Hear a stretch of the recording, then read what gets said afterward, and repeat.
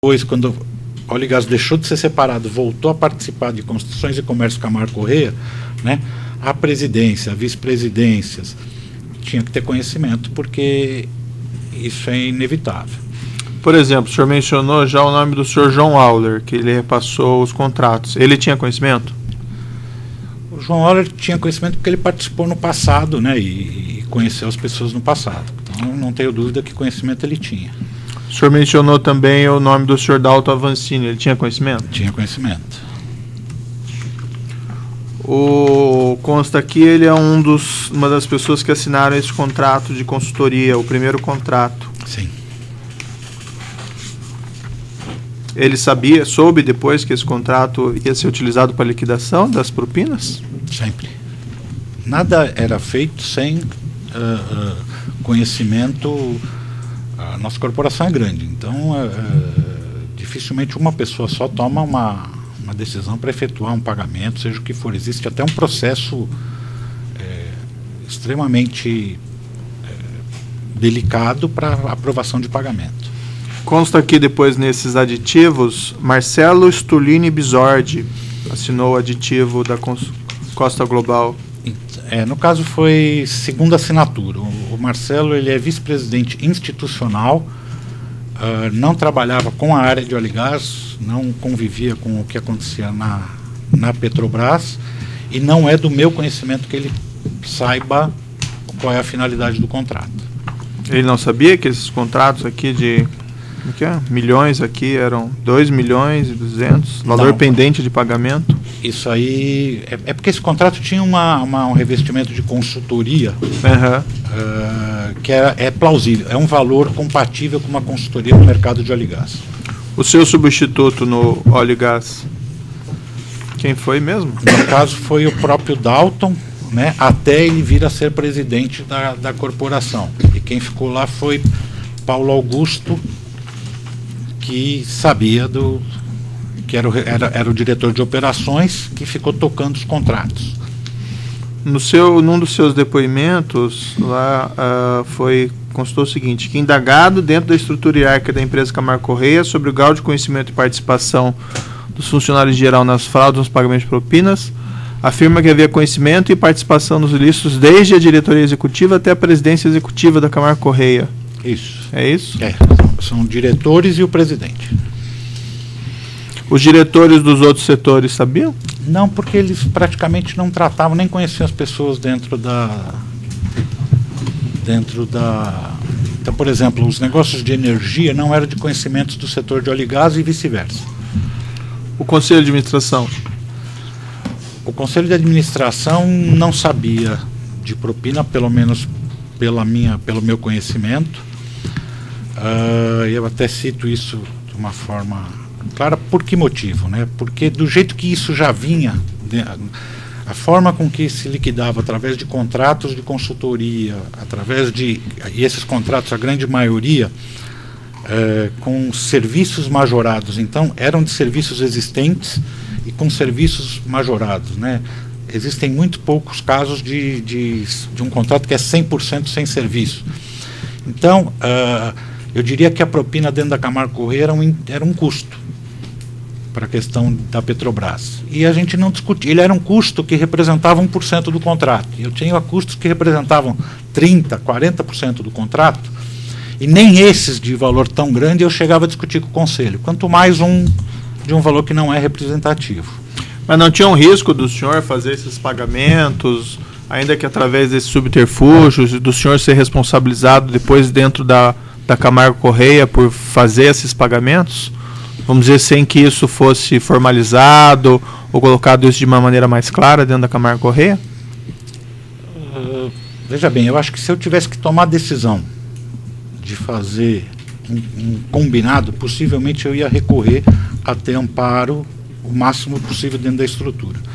Como eu herdei essa situação dentro da empresa, né, eu não tive uma preocupação com relação a isso. Então eu não posso afirmar que não seja do conhecimento. Mas o que me leva a crer que não é do conhecimento são dois fatores. Um, porque isso era um índice, era custo. E segundo, porque a empresa estava passando ainda por uma situação desgastante, que foi uma operação anterior, na qual fez com que a empresa mudasse alguns procedimentos.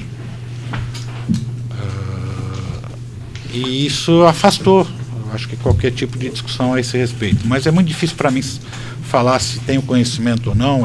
Do meu ponto de vista, isso nunca foi discutido, nunca foi debatido. Se quisessem depois, vamos supor, uma situação hipotética, culpar o senhor exclusivamente sobre essa propina, o senhor tinha alguma forma de comprovar que os outros estavam envolvidos? O que eu posso informar é exatamente isso que eu falei. Isso me foi passado, eu tenho os dados de quem me passou, como foi passado, a data que isso foi feito. Eles me apresentaram pessoas, me apresentaram contratos. Alguma coisa por escrito, o senhor tinha? Pegou alguma segurança? Não, segurança específica não. A minha segurança é todos os... eu assumi em 2009. Certo. De 2009 para frente, a Camargo não teve mais nenhum contrato com Petrobras. E todos os contratos referentes à propina, só houveram 3 aditivos posteriores à minha entrada. Então, assim, todo esse histórico já existia dentro da empresa. Os acionistas tinham conhecimento? Eu acredito que não. Tem uma afirmação, salvo engano, do senhor Alberto Youssef, no sentido de que o senhor ou o senhor Adalton teria informado ele que os acionistas tinham conhecimento? Houve alguma coisa assim?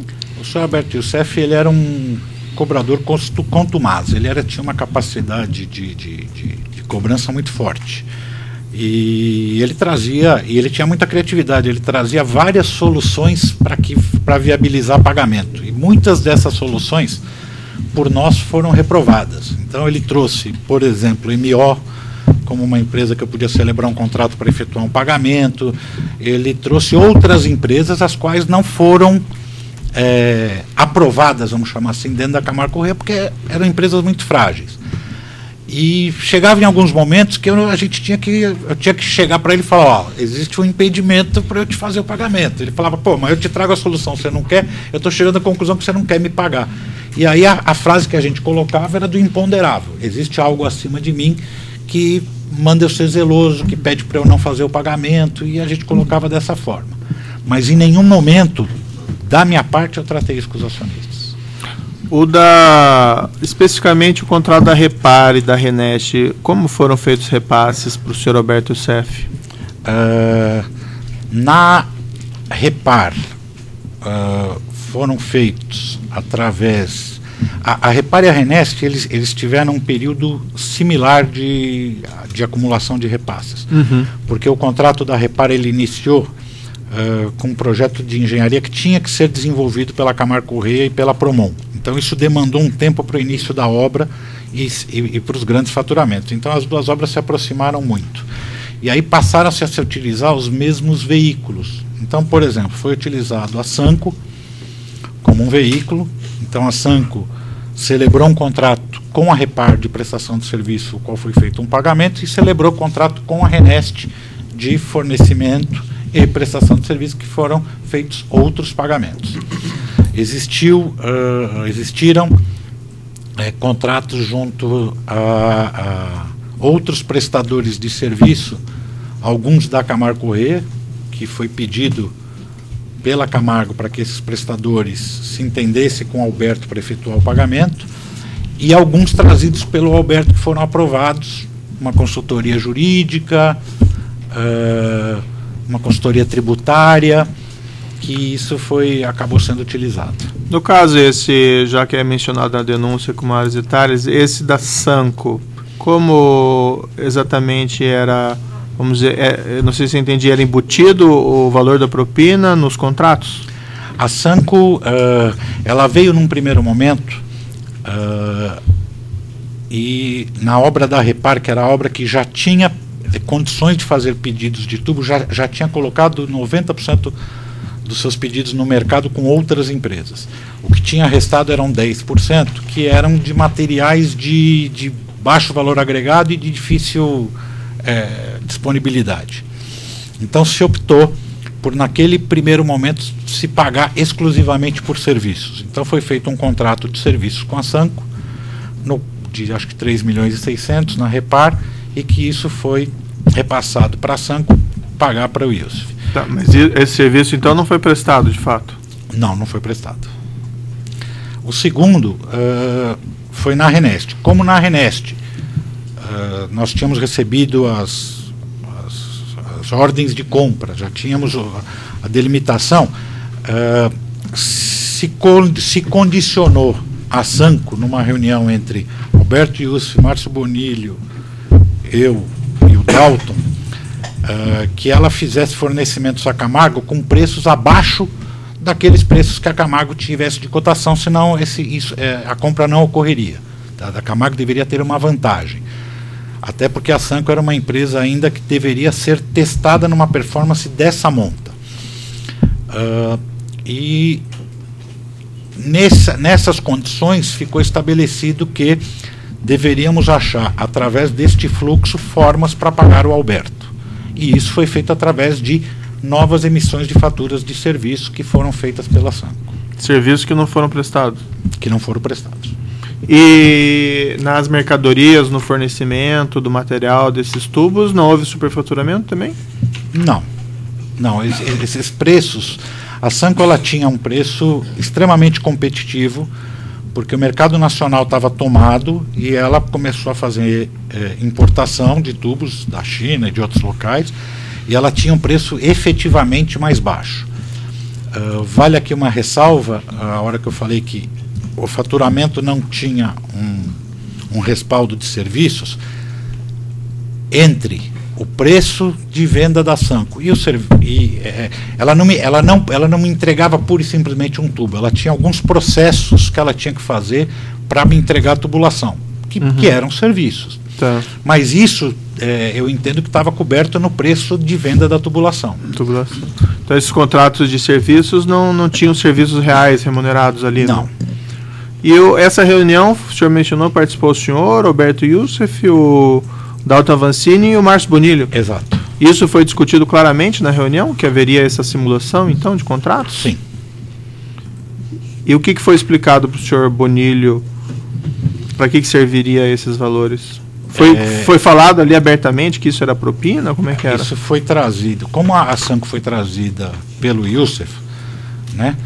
Na verdade, o que se falava é que o Iusf se entenderia com a Sanco com relação aos pagamentos, né?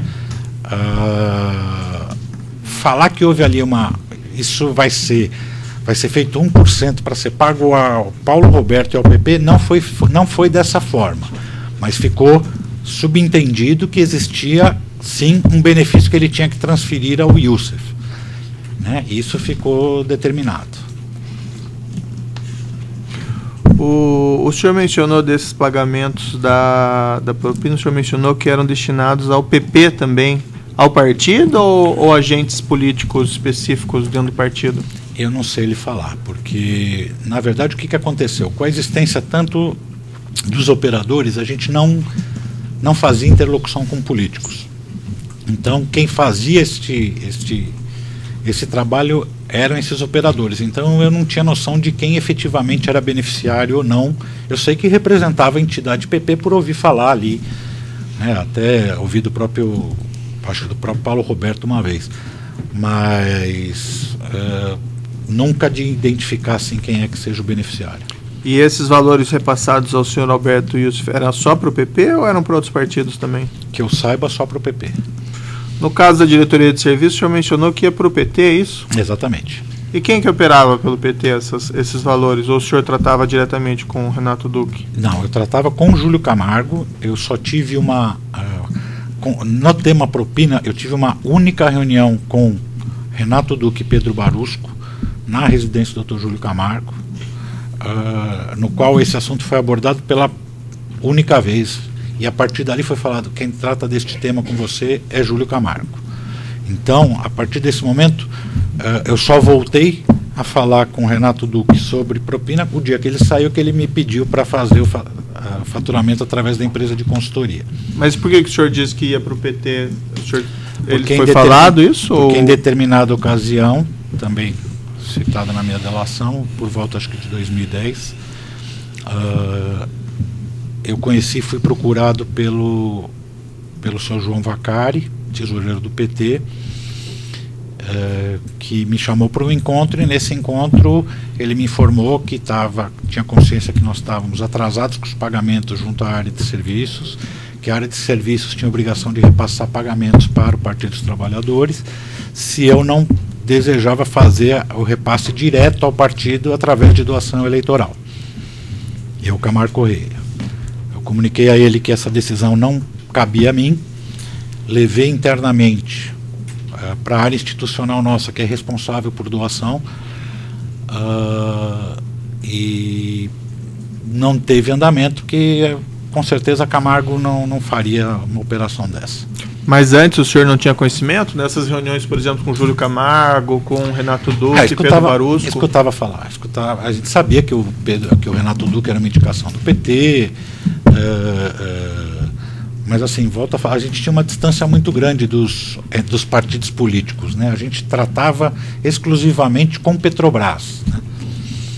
Não que seja necessário o senhor lembrar o valor exato, mas aqui no seu depoimento na polícia o senhor mencionou que entre 2007 e 2012 a Camargo teria pago cerca de 110 milhões de reais em propinas. Isso. Seria aproximadamente isso? Isso foi o que eu citei ali anteriormente, mais ou menos 63 milhões para a área de serviço e 47 para a área de abastecimento. O Ministério Público afirma que esses contratos que a Camargo conseguiu junto à Petrobras teria havido um ajuste na licitação no âmbito de um cartel. O senhor pode me esclarecer se isso é correto ou não? O que o senhor sabe disso? Eu recebi essa informação do diretor anterior de óleo e gás, do Leonel Viana, que quando eu entrei para assumir, já havia ocorrido a licitação da Renest. A licitação da Renest teve vários bids e rebids, mas já havia ocorrido, e ele me informou que aquela licitação havia sido direcionada pelo mercado a Camargo Correia, assim como a Repar também assim havia sido feito. E que não tinha mais, a frase dele, não tem mais nada no horizonte a ser discutido com o mercado, o que nós temos é que tocar esses contratos que nós já temos na carteira. Então, através desta informação, eu fiquei sabendo. Independente disso, a gente ouvia no mercado que existia, sim, um entendimento de mercado com relação às concorrências da Petrobras. Ouvia como assim? O senhor pode ser mais claro, mais específico? Ouvia de quem? Que tipo de coisa que ouvia? A Petrobras estava licitando um volume de projetos muito grande, e não se acreditava que existisse capacidade integral no mercado. Então, existiam sempre movimentos das empresas em procurar se associar. Então, por exemplo, nos dois projetos que a Camargo ganhou, tanto da Repar quanto da Renest, independente da Camargo ter feito, como me disse Leonel, um acerto de mercado, eram dois projetos de grande monta que precisavam de uma engenharia muito forte. Então a Camargo fez um consórcio com duas empresas de engenharia para cada que ia ser vital. Para projetos que a gente identificava no futuro, então a hora que a gente olhava o planejamento de longo prazo da Petrobras, a gente começou a descobrir que, por exemplo, iam ter processos mais técnicos. Então a gente procurou a Toyo para tentar fazer uma parceria, procurei a Odebrecht para fazer uma parceria em projetos onde a disposição de caixa deveria ser maior. Então você pega parceiros com capacidade de caixa maior, e quando você discutia esses consórcios, né, se discutia, você ouvia falar sempre que ia se tentar se fazer um acordo de mercado, como havia sido feito no passado. Um acordo de mercado na licitação? Uma empresa dando cobertura a outra, é isso? Ou não? Eu acho que às vezes não necessariamente não precisa ter uma cobertura, mas a empresa evitando de disputar com cobertura, ou às vezes não participando do bid. Dessas reuniões mesmo, o senhor nunca participou? Não. E quem é da Camargo aqui nessas reuniões? O senhor tem conhecimento? Depois que nós assumimos, houve, acho que, uma tentativa que me foi relatada pelo Dalton na Comperge, de um entendimento de mercado, mas que não progrediu porque eram muitos projetos e muitas empresas. E quem foi pela Camargo nessa reunião? Foi o Dalton. E desses ajustes das obras da Renest e da Reparo, o senhor tem conhecimento? Quem foi pela Camargo participar desses ajustes? Quem me informou foi o Leonel Viana, eu tenho certeza que deve ter sido ele que participou. Depois que houve o início essa que chamam em Operação Lava Jato, a prisão do Alberto Youssef, que surgiram essas notícias do envolvimento da Camargo Correia, o que foi feito dentro? Foi feita alguma coisa dentro da empresa? Tirando o pânico do primeiro momento, né, que nos vermos envolvidos a uma situação como essa, a empresa já possuía, ela vinha intensificando, já fazia um tempo, alguns processos de compliance. Esses processos foram intensificados, com certeza, até porque é natural, só que compliance de processos, né, e não de grandes atividades, até porque elas não são de conhecimento da... Sim, mas, por exemplo, o senhor Dalton foram chamados no Conselho de Administração, ou foi feita alguma auditoria interna? Não, eu até tenho um desconforto que no ano de 2014 eu participei de uma única reunião do Conselho de Administração no mês de fevereiro. Dali para frente eu não fui chamado a mais nenhuma reunião do Conselho de Administração. Ninguém se preocupou vamos dizer, o senhor e o senhor Dalton aparentemente estavam diretamente envolvidos, mais diretamente envolvidos, e outros eventualmente ali, mas ninguém se preocupou em chamar o senhor ou o senhor Dalton a responsabilidade dentro da empresa. Houve propina, não houve propina, o que aconteceu? Vamos abrir um processo eventualmente de demissão do senhor Dalton. A única atitude que foi tomada foi a discussão com advogados contratados com relação ao processo da operação, como é que a gente enxergava e quais eram os impactos que poderiam gerar para a empresa e para nós. Essa a contratação de advogados foi pelo senhor Dalton, pela empresa? No primeiro momento pela empresa, e mais à frente aí cada um acabou tomando seu caminho. Então ninguém dentro da empresa se preocupou em responsabilizar o senhor? Durante aquele período não, depois do evento de novembro, que foi a nossa... eu fiquei sem comunicação e hoje ainda continuo sem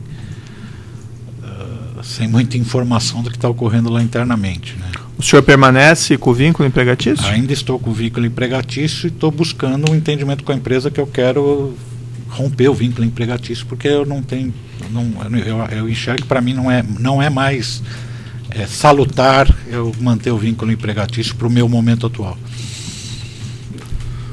A companhia tem regulamentos que prevêem essa situação específica de pagamento de propina a agente público por um empregado? Ela tem um código de ética, mas que é um pouco amplo no que tange a esse tipo de coisa, penalizações e assim, eu enxergo também uma dificuldade aí sem saber exatamente aonde pontuar, da empresa buscar qualquer tipo de responsabilização. Volto a repetir, eu herdei uma situação eu dei continuidade a algo que já existia. Então, assim, eu posso ter sido um veículo de transição, mas não um veículo de implantação. O senhor praticou algo, então, que não era exatamente fora da política da empresa, é isso que o senhor está me dizendo? Se o senhor considerar que eu herdei uma situação que pode ser considerada política da empresa, sim, mas eu não posso lhe informar que isso é uma política empresarial. Eu diria que é mais uma política de mercado. O senhor sabe se era só a Camargo que pagava propinas para as diretorias, ou as outras empresas faziam isso também? Não pelo que o senhor sabe agora, né? Existem aí vários processos e tudo, mas na época o senhor tinha conhecimento? De novo, nessas reuniões que a gente tinha com outras empresas, às vezes ou buscando consórcio, isso era falado, sim, era comentado. Quem comentou, por exemplo?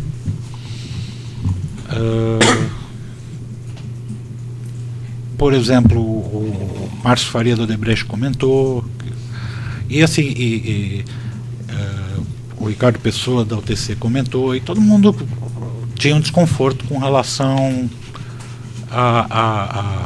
até a comentar, né?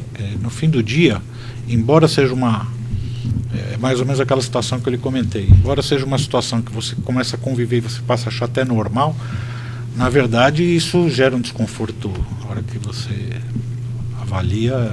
Então existia assim uma reclamação muito grande com relação, até porque os valores passaram a ser extremamente vultuosos, né? Embora a gente fale de percentual baixos, mas 1% sobre uma obra de 3 bilhões é um valor significativo. Pagamento lá fora foi feito? De forma alguma.